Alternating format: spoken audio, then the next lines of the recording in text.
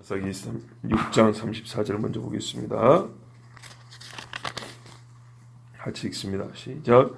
여호와의 영이 기드온에게 임하시니 기드온이 나팔을 불매 아비에셀이 그의 뒤를 따라 부름을 받으니라. 아멘. 13장 25절입니다.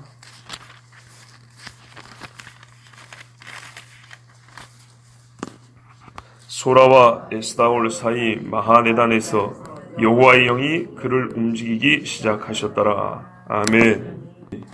귀한 가정에서 이 아침에 우리에게 또 귀한 먹을 것을 공개하게 하시고 또 한 가정에서는 찬송하게 해주셔서 감사합니다. 영의 기쁨이 있고 육의 만족이 있고 우리 하나님이 허락하신 사랑이 풍성히 주셔서 감사합니다. 두 가정에 모두 하나님의 말씀에 따른 순종이 있게 하여 주셨고 하나님 말씀 그 무엇보다 서로 사랑하라는 말씀이 두 가정 모두의 풍성하여서 하나님 살아계신 증거도 있고 또 많은 영혼을 주께로 인도하는 복된 집들이 되게 하옵소서. 오늘 이 시간에 하나님이 우리를 사랑하여 주신 말씀이 여기 있습니다. 주님은 우리를 사랑하시기에 사람이 원하는 방식이 아니라 사람이 예사하는 방식을 뛰어넘어서 진짜 구원할 수 있는 길로만 하나님이 길을 선택하시고 이루시는 것을 우리는 보나이다.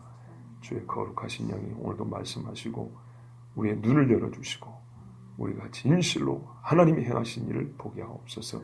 예수 그리스도 이름으로 기도합나이다. 아멘. 오늘은 여러분 조금 비장하게 들어주시기 바랍니다. 우리의 현실과도 매우 밀접한 상관이 있고 소위 기독교 세계, 기도, 그리스도죠. 그리스도를 믿는 사람들의 삶과 세계에서 반복하여 일어나는 실제 이야기를 할 테니 그리고 물론 우리의 지금 주제인 성령과 상관이 있는 이야기입니다. 그러니까 여러분 잘 들으시기 바랍니다. 사사시대의 전형적인 특징이 뭐냐면 사람에게서 볼 수 있는 특징은 배교와 영적 타락입니다. 그리고 그 다음에 이러한 일은 하나님이 벌을 주시는 거죠. 그 다음에 이러한 일은 부르짖음입니다. 그 다음에 일어나는 것은 하나님이 구원을 하시는 겁니다. 그렇죠. 자, 그러면 물어볼게요. 이 패턴이 성경의 모든 역사, 이스라엘의 역사와 우리가 살고 있는 현재 우리 모든 사람들, 하나님을 섬긴다고 하는, 잘 들으세요. 하나님을 섬긴다고 하는 나라와 민족에게 다르게 나타납니까? 아니면 똑같게 나타납니까? 똑같죠. 개인으로도 한번 좁혀 생각해 보세요. 하나님이 어떤 사람을 구원을 했어요. 하나님의 약속의 세계로 들어오게 했어요. 그런데 그 사람이 하나님 앞에 타락을 했거나 세속으로 돌아가려고 해요. 그러면 하나님이 어떤 일을 줍니까? 매우 그 육체가 견디기 어려운 일을 고맙게도 선물로 주시죠. 그러면 어떻게 되죠? 사람이 부르짖습니다. 반드시 이 과정 없이 하나님이 구원해 주는 것은 가짜입니다. 마귀가 좋다고 딱 잡아가기 좋은 상태입니다. 왜요? 바닥을 칠 때는 사람이 지푸라기로 잡으려 하기 때문에 손에 잡히는 건지 뭔지도 모르고 무조건 잡아 당기게 돼 있어요. 그래서 마귀가 잡아채기가 너무 좋은 상태에 처합니다. 그렇기 때문에 이 반복된 패턴 속에서 사람이 하나님의 구원도 발견할 수 있지만 마귀에게 그런 과정 속에서 영혼이 팔려버리는 수도 매우 많다는 걸 생각하셔야 됩니다. 대개 어떤 순간에요? 그 고난이라는 과정 안에서. 여기서 하나님께 부르짖느냐 부르짖지 않느냐에서 뭔가 땡기는 줄이 옵니다. 부르짖지 않았는데 땡기는 줄이 오면, 잡을 줄이 오면 죽는 거고, 요거 근데 사람이 잡게 돼 있어요. 부르짖었는데 오는 줄을 잡으면 사는 겁니다. 여기서 뭐가 드러납니까? 신앙이 드러납니다. 믿음이 있느냐 없느냐가 드러납니다. 하여튼 이 과정이 인생을 살다 보면은 반드시 겪게 되어 있습니다. 누구든지 재벌 3세도 이런 일을 겪게 되어 있고 거지 3세도 이런 일은 겪게 되어 있습니다. 반드시. 자, 국가도 마찬가지입니다. 민족도 그렇고. 우리는 먼저 이 일을 아브라함을 택한 이후에도 보면 그 각 가정에서 보게 됩니다. 그죠? 한 사람, 아브라함, 이삭, 야곱 개인에서 보게 됩니다. 요셉 개인에게서 봅니다. 좀 넓히면 이스라엘 12지파 그 초창기 그 집에서 보게 됩니다. 한 가정이 어떻게 하느냐? 넓히면 민족 단위로서의 이스라엘에서 반복해 봅니다. 점점 확대되어 가죠. 나중에 이스라엘은 진짜 국가체제입니다. 그죠? 그리고 나중에 어떻게 되죠? 신약에 가면 전 세계적인 기독교 왕국이라고 할 수 있는 세계적으로 퍼져 있는 기독교 세계에서 보게 됩니다. 무슨 말인지 이해되세요? 뭐 미국인이 한국인이 북한인이 이런 문제가 아니라 세계적으로 퍼져 있는 기독교인들 전체 이렇게 확대돼서 볼 수 있는데 똑같은 패턴입니다. 자, 그러면 그 일이 지금 말씀드린 요 일이 가장 반복되어 나타났던 잊을래야 잊을 수 없을 정도로 어느 한 시대를 계속 이와 같은 일이 반복되어서 우리에게 각인을 시켜준 말 그대로 교육을 확실하게 시켜준 성경이 어디냐면 사사기입니다. 그렇죠? 자, 그래서 오늘 제가 사사기를 대표로 해서 이 원리를 가지고 하나님께서 하시는 일, 우리가 하나님이 하실 일을 또 예측을 하고 준비를 한다면 어떻게 해야 되는지 그것을 오늘 말씀드려 듣도록 하겠습니다. 사사시대에 아까 말씀드린 대로 사람들의 전형적인 특징은 배교와 영적 타락이고요. 그 배교와 영적 타락의 삶을 성경은 이렇게 한마디로 요약 정리해 줍니다. 그때의 그 땅에 왕이 없었으므로 반드시 있어야 되는 땅인데 사람들이 자기 소견에 옳은 대로 행하였다라고 했습니다. 여기서 먼저 우리가 자기 소견에 옳은 대로가 가끔 양심이라는 옷을 입고 있지만은 하나님이 법이 없고 하나님께서 왕 되어 주심을 거부한 자들에게는 자기 소견의 옳음이라는 것이 망함과 고통과 슬픔의 연속을 보장하는 것에 다름 아니라는 것을 아셔야 됩니다. 절대 이것들을 벗어나지 못합니다. 그리고 이 괴로운 일들은 그 스케일, 이 크기가 민족적이고 국가적 단위입니다.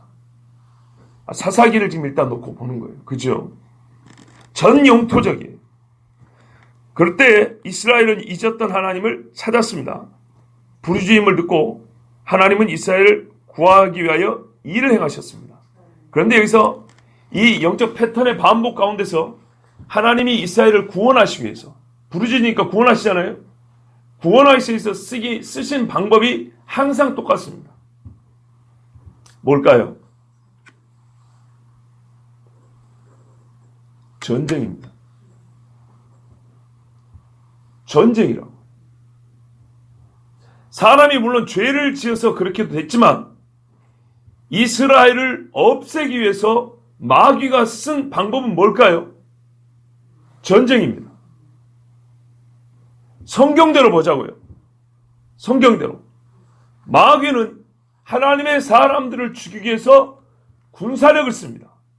무력을 쓰고 폭력을 씁니다. 하만이 유대인들을 다 죽이려고 했습니다. 이게 국가 간의 소위 선전포고한 전쟁은 아니지만 내용을 보세요. 칼 들고 죽이는 겁니다. 전쟁입니다. 이스라엘 안에서도 왕정시대에도 내전이 일어납니다. 그죠? 전쟁입니다. 이스라엘 없애겠다고 구스 군대가 오고 아수르 군대가 오고 다 옵니다. 그죠? 마귀가 쓰는 일은 뭐냐? 어떤 수단을 쓰냐? 전쟁을 씁니다. 근데 고맙게도 다르긴 측면에서 보면 전쟁이 일어나야 정신을 차립니다. 있는 그대로 얘기하자고요. 전쟁이 일어나야 정신을 차린다고요. 유럽 교회가 망해갈 때 20세기 되니까 교회들이 자유주의 시장에 빠지고 자기들의 경제가 올라가고 살만하니까 하나님을 버렸어요. 전쟁이 터지니까 어떻게 했는지 아십니까? 다시 교회로 왔어요. 절대 부인할 수 없는 사실입니다. 우리는 모순 같지만은 하나님의 어떻게 보면 신비를 본다 그러죠. 이스라엘을 하나님을 떠나게 했는데 이방인도 구원하고 이스라엘도 구원하는 이런 오묘한 구원의 신비를 우리는 로마서를 통해 배우고 있습니다. 지금 이 말을 여러분 어렵게 생각하거나 이상하게 생각할 필요가 없습니다. 마귀는 그리스도인들을 진짜 작사를 내려고 전쟁을 준비하고, 하나님은 이 정신이 팔려가지고 마귀를 쫓아오고 있는 이 어리석고 멍청이 같은 그리스도인들을 살리려고 전쟁을 준비합니다. 제 말을 부정할 수 있으면 성경에서 증거를 가져오세요. 제 말이 성경대로 맞으면 여러분 괴로우시더라도 그대로 받아들여야 됩니다. 사사기를 보세요. 얼마나 이게 반복됩니까? 반복되는 패턴 중에 소위 외교적 수단이라고 하면 쓸만하잖아요. 사사시대마다 400년대 100년지대에게 교육계획 100년 세워가지고 100년 동안 교육 잘하면은 나머지 300년 괜찮을 것 같죠? 되나요? 세상의 욕심을 버리지 않는 이상, 완전하게 소위 인간이 이게 말이요 개조가 되지 않는 이상 절대 불가능합니다.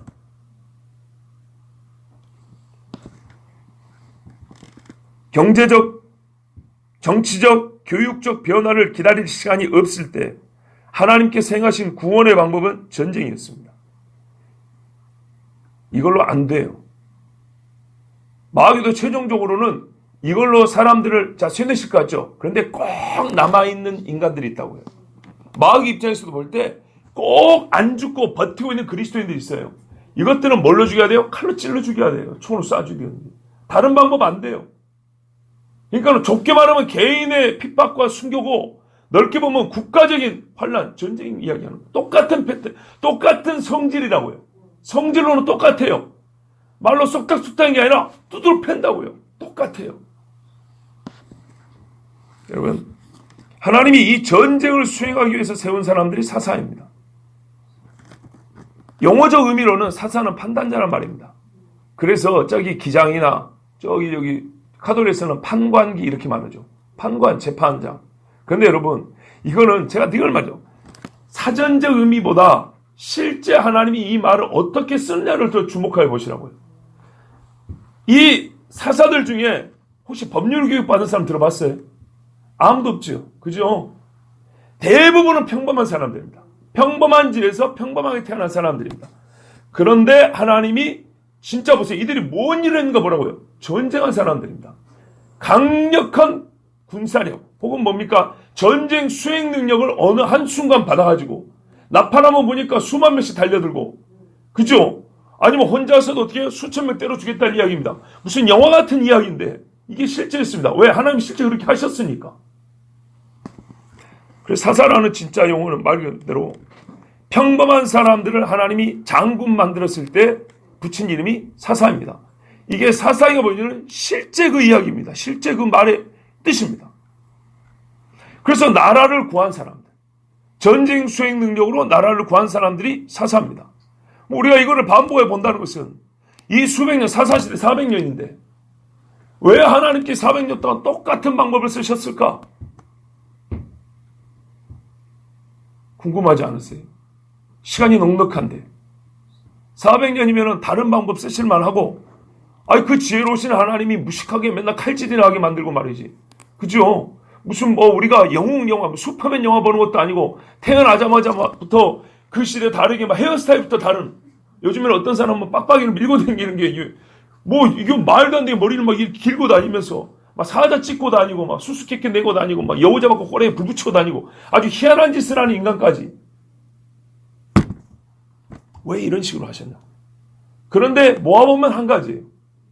전쟁을 겪게 하셨고 전쟁에서 이기게 하셨어요. 왜 전쟁을 이 사람들 겪을 수밖에 없었냐? 첫째는 죄 때문이고, 그 죄를 제일 좋아하는 놈이 누군가요? 마귀죠. 그대로 내버려두면 어떻게 되죠? 결국은 봐보세요. 우리는 시작과 결과가 보면 돼요. 만약에 하나님의 사사 안 세워졌으면 어떻게 됐을까요? 이스라엘은 없어집니다. 하나님이 도와주지 않으면은 사무엘 당시에 블레셋하고 맨날 싸우고 있었죠. 하나님이 안 도와줬으면, 사무엘 같은 사람 안 세우고 다윗 안 세워졌으면 이스라엘 없어지는 겁니다. 히스기야 때도 마찬가지고요. 하나님이 팔짱 끼고 딱 있으면 없어지는 겁니다. 그러면 누가 이스라엘을 없애려고 하죠? 누가요? 그래요? 마귀가 없애려고 합니다. 우리는 양면을 봐야 된다고 했어요. 우리에게 고난이 주어질 때 하나님은 우리를 깨우시려고 정신 차리게 하려고 고난을 주지만 마귀는 동일 사건을 어떤 목적으로 쓰냐면 하나님을 섬기는 사람들을 없애를 목적으로 그 사건을 쓴다고요.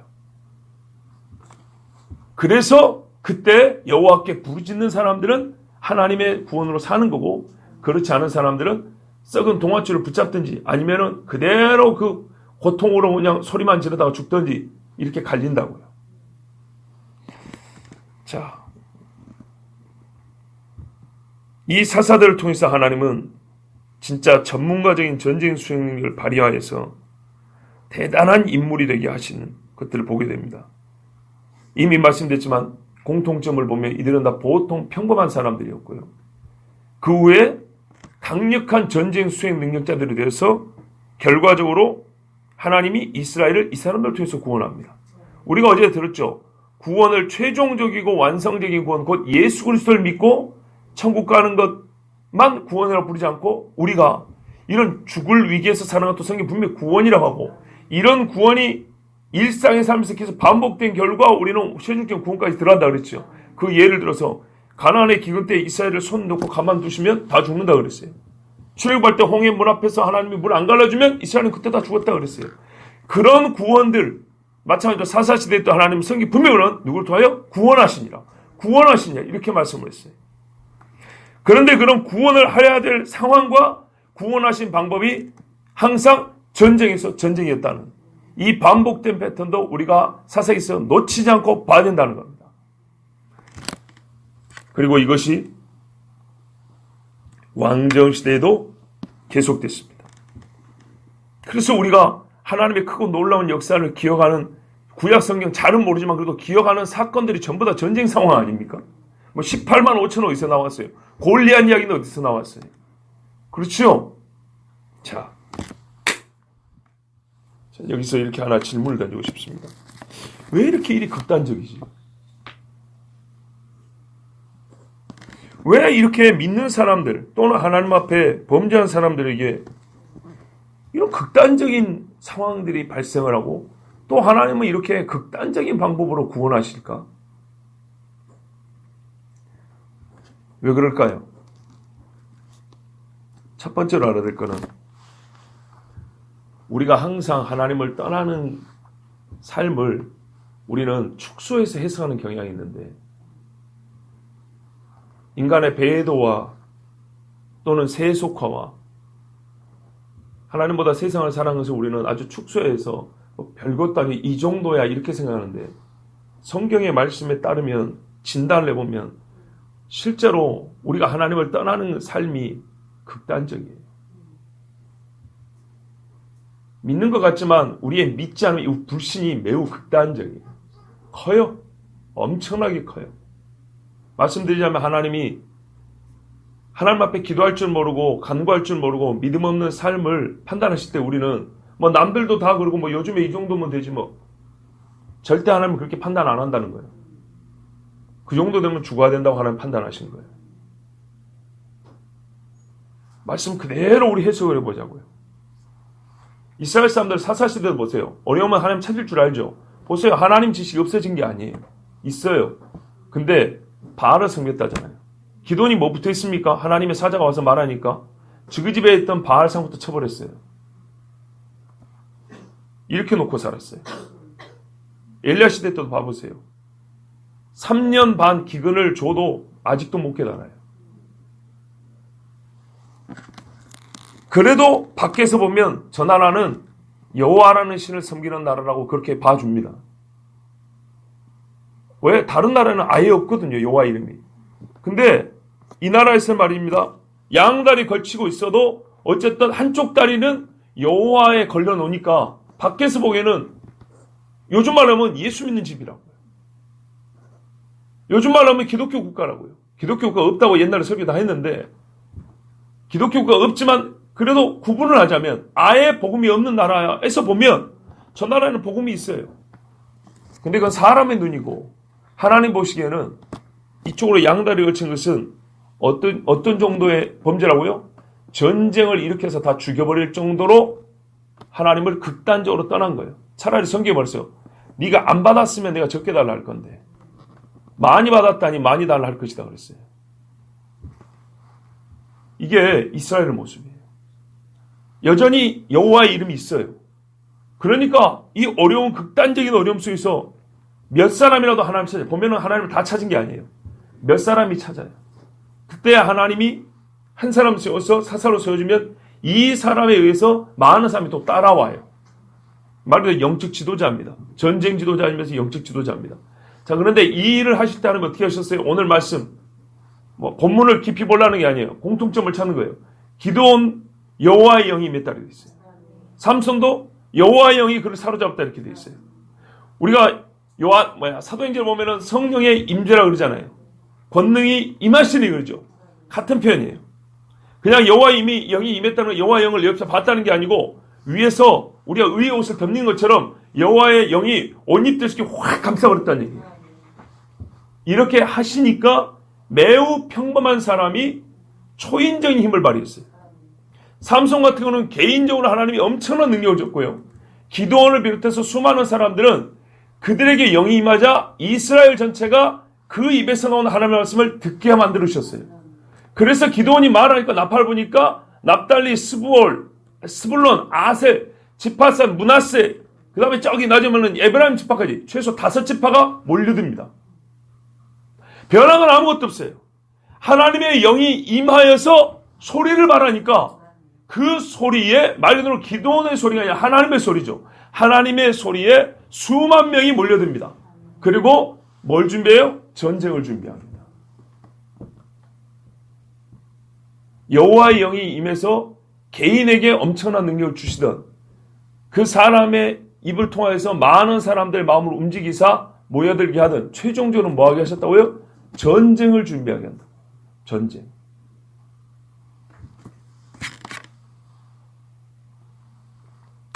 왕정시대도 마찬가지라고 했습니다. 국가체제가 갖춰져 있기 때문에 때로는 정치 외교적 노력과 수완이 빛을 발할 때 있습니다. 뇌물을 갖다 바치고 조공을 갖다 바치고 성전에 있는 금박도 밖에다가 갖다 바치고 이런 일도 많이 나오죠. 근데 자세히 읽어보세요. 받아먹을 거 다 받아 처먹고 몇 년 있으면 또 쳐들어와요. 죽이겠다고 없애겠다고 이런 일이 반복됩니다. 왜요? 결국에는 이스라엘의 생명이지 거기 있는 재물 정도가 아니에요. 그런데 역시 똑같은 이유입니다. 마귀는요 이스라엘을 없애버리려는 게 목적이고 하나님은요 이 정신 차리지 못한 놈, 내가 준 샬롬을 누리지 못하는, 누릴 줄 모르는 하나님의 법 밖으로 자꾸 나가고자 하는 놈들에 대해서 어떻게 해요? 정말 살리려고, 정신 차리려고. 그런데 딱 보세요. 하나님을 아는 왕은 여호와께 부르짖어 구함을 받고, 그리고 한때 사사시와 똑같다니까요 사실은. 그래서 몇십 년 동안 또 하나님 주신 샬롬을 누려요. 근데 그렇지 못한 왕은 멍청하게도 외구에다 힘 빌리고 이짓거리 하다가 어떻게 해요? 뒤지게 두드려 맞고 하나님이 다윗에게 주신 등불을 끄지 않는다. 이 약속 아니었으면 진작에 다 죽어버려요. 이 지경으로 빠집니다. 그럼 여러분, 제가 아까 서두에 뭐라 하냐면 지금 전 세계적인 기독교 국가라고 우리가 봤을 때 옛날에는 여호와를 아는 민족이 이스라엘밖에 없었잖아요. 전 세계 유일이고 그렇죠? 그런데 지금은 전 세계적으로 복음이 증거되어 있어요. 그래서 국경을 넘어서서 전 세계에 있는 기독교인들을 하나의 우리가 성경표현으로 왕국이라고 그러잖아요. 왕이 다스린다고. 하나님의 왕국. 또 뭡니까 저희 이단 누구죠? 그게 걔들이 좋은 이름을 갖고 간 것이지 원래는 왕국이 맞습니다.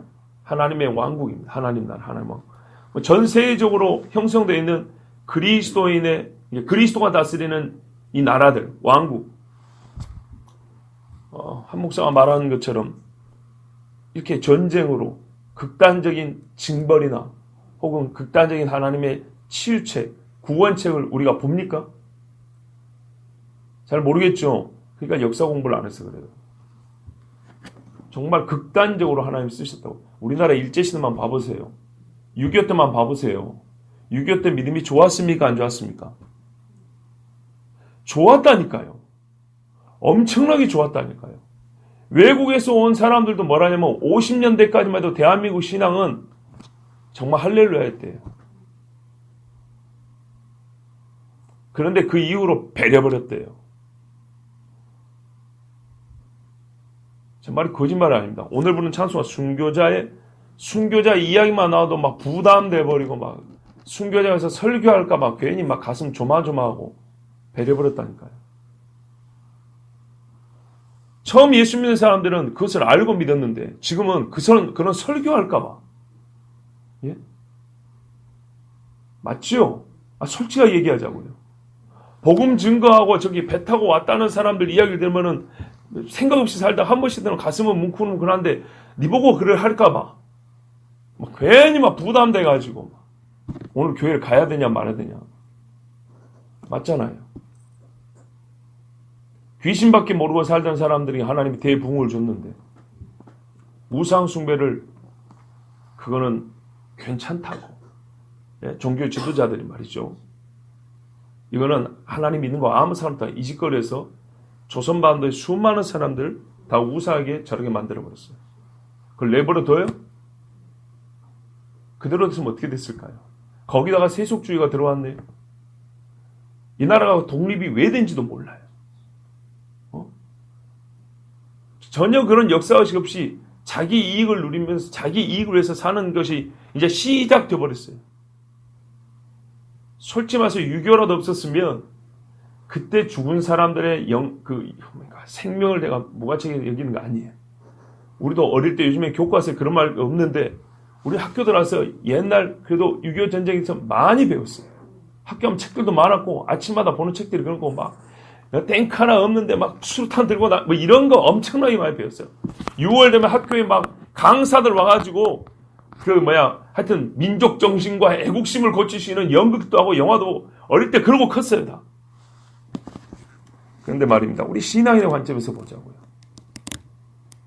우리나라에서 순교자가 제일 많이 나온 때가 언제입니까? 6.25 전쟁 때입니다. 그리고 정신 차려서 하나님 앞에 회개할 사람들은 회개하고 신사참배하고 일제시대 때 나쁜 짓 했던 거 회개할 사람은 회개하고 안 할 사람은 안 하고 그대로 망하고 아주 간략하게 얘기한 겁니다. 그러면 신약성경에 이런 이야기 없나? 신약성경은 주로 복음 전도의 이야기입니다. 사도행전 이후에 보세요. 복음 전도 이야기죠. 그죠? 전도된 상태에 이르렀을 때 일어난 일인지 보세요. 이스라엘은 구약성에 보세요. 구약성은 이스라엘만 하나님을 압니다. 그러니까는 거의 같은 세계를 지금 계속 보고 있는 겁니다. 외부로 복음이 거의 증거되지 않았어요. 이스라엘만 보면 돼요. 그랬을 때 이런 공통적 패턴을 찾아냅니다. 근데 신약성경에는 이스라엘 밖으로 복음이 증거되는 이야기를 해줍니다.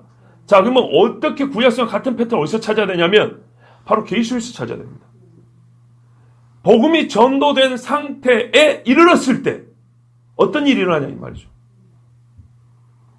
한 나라에 복음이 슬며시 한 사람을 들어가서 이제 복음이 씨에 딱 뿌렸을 때 말고 이슬람 국가인데 여기저기서 예수 얘기들이 막 일어났을 때 그래서 어느 한 마을이 예수를 믿어버리고 이제 교회가 세워져 버리는 이렇게 딱 복음이 정착된 이후에는 무슨 일이 일어나냐고요. 아니면 복음이 정착된 데를 정말 복음을 싫어하는 하나의 세력이 점령했을 때 무슨 일이 일어나냐고요. 전 세계적으로 복음이 거의 다 퍼졌어요. 안 들어간 나라가 없어요. 안 들어간 민족이 없어요. 이대로 두면 정말 전 세계가 진짜 복음화 돼버려요. 자, 이렇게 됐을 때 복음이 있는 땅이 되었을 때에 무슨 일이 일어나냐고요. 전쟁이 일어난다고요. 요한계시를 보세요. 전쟁이 일어납니다. 그 전쟁이 어디서 일어납니까? 정말 하나님이 버린 것 같은데 이 나라는 절대로 하나님을 안 믿을 것 같아요. 오히려 이스라엘에까지 복음이 들어가가지고 이스라엘 사람조차도 이제 예수여 이렇게 되니까 그때쯤에 뭔 일을 합니까? 유브라데 강에서 전쟁이 크게 2번 일어나죠. 그죠? 왜요? 이스라엘 없애버리려고. 그리고 거기로 예수님 오신다니까 이스라엘 없애려 이렇게 일어납니다. 근데 성경을 우리가 스가랴서를 통해 봤지만은 그래야 이스라엘이 전체적으로 회개하고 돌아온다 그러죠. 항상 똑같아요. 항상 똑같다. 왜 하나님은 극단적인 방법을 쓰실까요? 첫째는 우리의 죄가 그만큼 극단적이기 때문이고 마귀가 신자들을 향하여 하는 짓이 또한 극단적이기 때문입니다. 중간이 없어요. 준비 과정에서는 조금씩 우리는 바보같이 준비 과정을 보고 그게 다인 줄 알고 그렇게 극단적이지 않은데 왜 설교를 저렇게 극단적으로 하지? 아니라니까요. 그거는 이제 시동을 거는 장면이에요. 시동을 거는 모습. 근데 최종적인 상태는 매우 극단적이에요. 마귀는 한 사람이라도 예수의 일을 남겨두고 싶지 않아요. 다 없애버리고 싶어요. 한 사람의 유대인도 남겨두고 싶지 않아요. 하만을 통해서 봤잖아요. 바로를 통해서 봤잖아요. 우리 선교사님도 계시지만 김일성 3대가 하고 싶은 일이 뭡니까? 예수의 일을 한 사람이라도 남겨서 국가 초창기도이라도 하고 싶어 합니까? 절대 그러게 안 하고 싶습니다. 절대로. 한 놈이 남아도 다 없애버려요. 옛날에 특도에 됐어요. 한 사람의 그리스도인이라도 중국에서는 있게 해서는 안 된다 그랬어요. 한 명이라도 있으면 안 돼요. 어제 들어온 뜨끈뜨끈하지만 진짜 섬뜩한 소식입니다. 한기총 회장이 목사죠. 전모 목사가 지금 현재 대통령 하야한다고 했다고 합니다. 왜 그랬을까요? 왜 그런 말 할까요? 기본적으로 기독교인 입장에서 기독교인이 지금 숨을 못 쉬게 만들어가고 있기 때문입니다. 여러 가지 법률과 제도로서. 그 말 자체를 찬성하냐 찬성하지 않느냐 또는 그 말이 어느 정도 근거가 있는 그러니까는 그렇게 주장할 만한 근거가 어느 정도 확보되어 있느냐 이거는 개인적으로 확인해 보시고요. 그런데 그 이야기를 한기총 회장만 했습니까? 저기 광화문에서 토요일마다 모이는 그 수백 명 수천 명의 사람들이 하고 있는 거 아닙니까? 또 다른 정치인들도 그런 소리 안 합니까? 근데 몇 날 며칠이고 한기총하고 막 인터넷 신문에 막 띄고 난리가 나더라고요. 그걸 어떤 사람이 자칭 기독교인 하면서도 담배 피는 사람이 분석을 했어요. 욕도 겁나게 잘하는 사람. 6개월 이내에 무슨 일이 일어나는 거 보라 그랬어요. 교회를 핍박하기 위해서 일부러 지금 바람 잡는 거라고. 그 소리를 한기총 회장만 했냐고요. 한기총 회장이 처음 한 이야기냐고요. 아닙니다. 이미 그와 같은 이야기를 한 사람은 엄청나게 많습니다. 근데 왜 자꾸 한기총 이러고 있느냐 이 말이죠. 그 다음이 뭐일 것 같냐. 근데 여러분 나나 여러분이나 별로 그런 생각 안 하죠. 이렇게 잘 모른다고요. 교회를 향하여 전쟁을 걸고 전쟁 선포를 하고 있는 걸 모른다고요. 지금도 여전히 나 먹고 살 거 걱정하고 제가 누차 말하잖아요. 우리 새끼들은 우리 손자들은 초등학교 1학년 때부터 콘돔 사용을 배울 거라고요. 예? 캐나다 같은 데 지금 그러고 있다고. 그런데도 여전히 캐나다 이민 가면 좋다고 공기 좋다고 이런 소리 하고 있는 수준이 기독교인의 정신 수준이라 이 말이에요.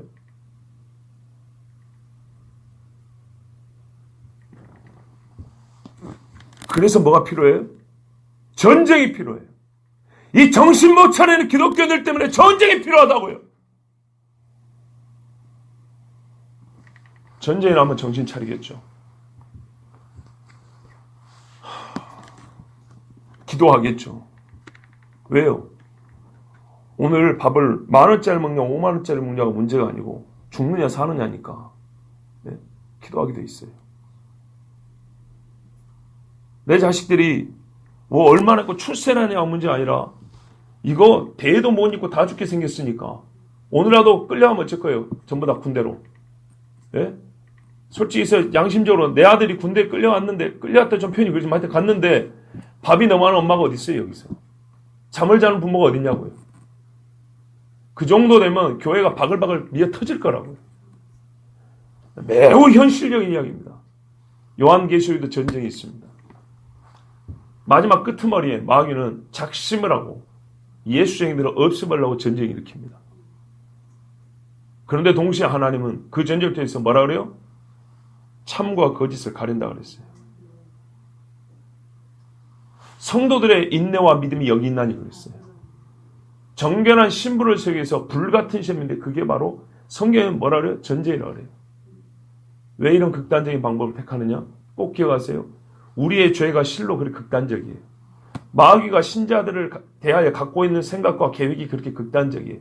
그래서 하나님이 이 두 가지를 동시에 아시고 해결하는 방법, 마귀의 일을 패하시며 동시에 신자를 살릴 수 있는 방법이 희한하게도 마귀가 쓰는 그 방법이에요. 그거를 뒤집는 거예요. 죽이려고 하는 전쟁을 살리는 전쟁으로 바꾸는 거예요. 그러면서 하나님은 하나님의 사람들을 구원해 영원한 안식으로 인도를 합니다. 이게 성경이 계속 반복하여 보내주는 역사의 교훈입니다. 그리고 예언입니다. 분명히 그렇게 되어 있어요. 마지막 요한계시에 뭐가 기록되어 있습니까? 수많은 사람들이 목이 잘린다고 기록되어 있습니다. 전쟁 상황입니다. 다시 말씀하면 꼭 선전포고를 해서만이 전쟁이 아니라 무력의 충돌까지 간다 이 말이죠. 피를 보는 상황까지 간다 이 말입니다. 이렇게 예언이 되어 있고 성경에서 이스라엘이라는 정말 아주 탁월한 모델과 샘플을 통해서 우리에게 그 역사 1000년을 가지고 보여줬는데도 1000년이 뭐예요? 2000년 역사를 가지고 보여줬는데도 못 깨달아요. 이제 여기에 신앙인으로서 그리고 또 한 사람의 이 나라 국민으로서 저는 예측 내지는 차라리 그랬으면 좋겠다라는 사견이지만은 성경적으로 볼 때는 충분히 가능성이 있는 이야기를 하나 딱 붙입니다. 저는 성령과 성경으로 통일되기를 바랍니다. 성령과 성경으로 통일된다는 것은 성경이 공주에 세워지니까 통일된다는 얘기가 아니고 통일된 나라가 성경을 믿고 성령의 인도를 따라 기도하는 나라가 되기를 바란다 이 말이에요. 그런데 그 일을 하실 때 하나님이 쓴 방법이 뭐냐고요? 사사시대에 하나님께 부르짖는 나라로 변하실 때 쓰신 방법이 뭐냐면 전쟁이라는 방법을 썼다고 말입니다. 북한이 망하고 남쪽이 승하라 이런 말이 아니에요. 남쪽이 다 망하고 북한이 이긴다 그 말도 아니에요. 저는 최종적으로 통일을 바라요. 우리가 맨날 지금은 통일을 바라지도 않아요. 그죠? 그게 문제인데 진짜로 저 북한의 수많은 김일성 동상을 세운 데서 그거 한 대가리 치고 나 어릴 때부터 해본 거니까 해본 가닥이 있으니까 할 수 있어요. 그거 치고 그 자리에서 교회 세우는 게 나도 꿈이에요. 어제 순교자의 소리 나 참 제가 그랬어요. 내 질문이 뭐냐면 나를 왜 불렀냐 그랬어요. 내 목회하고 지금까지 15년 동안 나 보자고 부른 사람 한 명도 없었다 그랬어요. 근데 왜 불렀냐 나는 그게 궁금하다. 굉장히 어색했어요 진짜로. 하여튼 그래서 대화 시작했는데 그러니까는 어색해 저는 별로 말을 좀 잘 하기가 어려웠어요. 또 앞에 여자분들이 앉아 있어갖고 이제 저는 거의 이제 그 대표님이 하신 이야기를 주로 들었는데 제가 한 이야기 중에 하나 그거였어요. 나는 다른 욕심을 없고 통일되면 김일성 동상 세워진 자리에 가서 그 모가지 하나 딱 치고 그 자리에 교회 세울 터 하나 남겨주십사 하고 나 새벽마다 기도한다 그랬어요. 나는 그게 진짜 내 목표의 최종적인 목표로. 사람의 영혼권이 항상 목표고 마지막으로 내 숨 끊어지기 하고 싶은 일은 나 그거 하나 하고 싶다고. 그런데요 그분들 당황하더라고. 뭐 이런 극단적인 표현을 쓰나. 근데 나는 극단적인 표현을 쓴 게 아니고 성경 있잖아요. 기도원이 뭐 했다고요? 바알 모가지부터 딱 치고 그죠? 여호와의 제단을 쌓았습니까? 나는 성경대로 한 거예요. 성경대로. 여러분 근데요 그 일이 제가 지금 말하는 얘기가 뭐냐면 이게 바로 성경과 성령으로 통일된다는 얘기입니다. 성경과 성령으로 통일되지 않으면 그게 가능할까요? 나 아닌 여러분들 가능할까요? 불가능합니다. 나는 최종적으로 하나님 앞에 기도할 수 있는 나라가 되기를 그런 통일된 나라가 되기를 구한다는 겁니다. 그래서 이 통일되는 한국이 저 이스라엘 가가지고도 복음을 전할 수 있도록 백투 예루살렘 설교 때 말씀드렸잖아요. 진짜 나 그렇게 되길 원해요. 그런데 그렇게 될 때 하나님이 어떤 과정, 어떤 수단을 쓰실 것인가 할 때 나는 전쟁도 충분하게 하나님이 주시는 수단이 될 수 있다. 하나님이 쓰시는 방법이 될 수 있다고 본다 이 말입니다. 왜 성경이 실제로 그렇게 했으니까. 이런 극단적으로 망할 지경에는 전쟁이 아니고는 정신을 못 차린다니까요.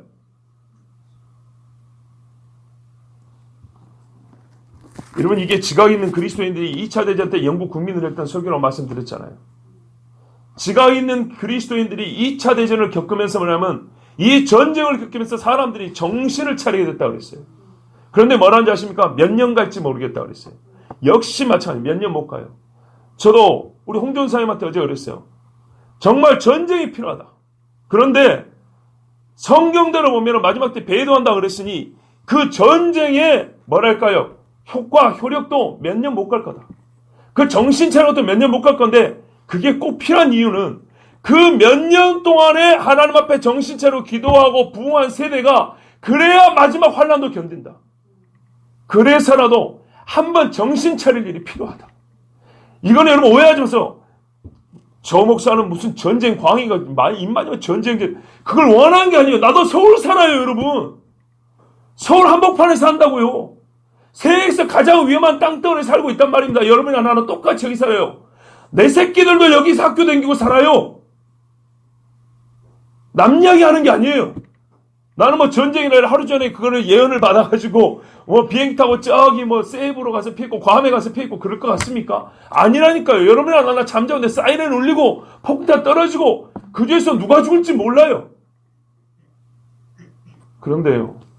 성경대로 보면 정말 하나님이 살리고자 하는 민족이나 또는 그 죄를 회개치 않은 나라는 전쟁을 주시는 것이 맞아요.